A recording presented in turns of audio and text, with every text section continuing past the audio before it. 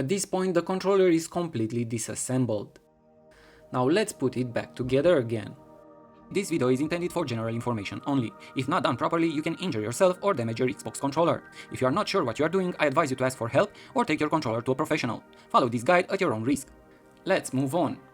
I noticed that the right trigger part has an R engraved on it, so I'm going to install that part first.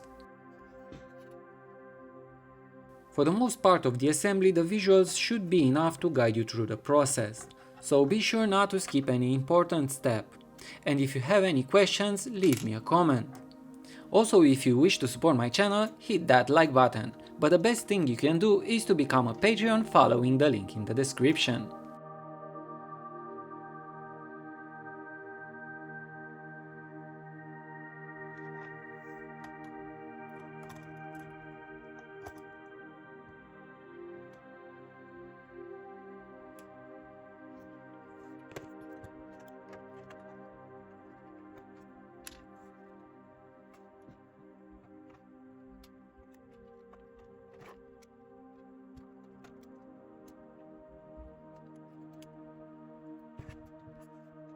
The buttons are specially designed in such a way that they will only fit in their designated place, so don't worry about installing them the wrong way because you can't.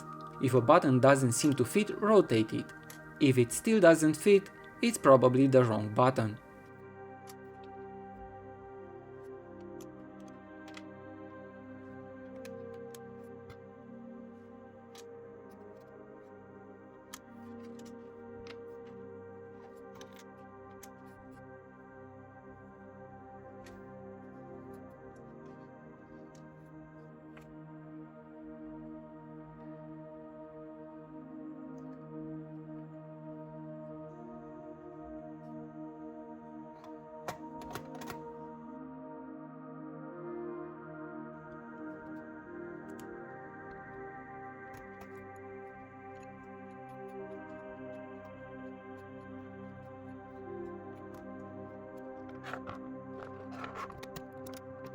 This is another part that I found a bit annoying. Installing the front motors can be a bit tricky because of a second pin that needs to be pushed a little to make room for the motors to go in. It is mostly annoying because of the pin from the other side that also prevents it from sliding in place.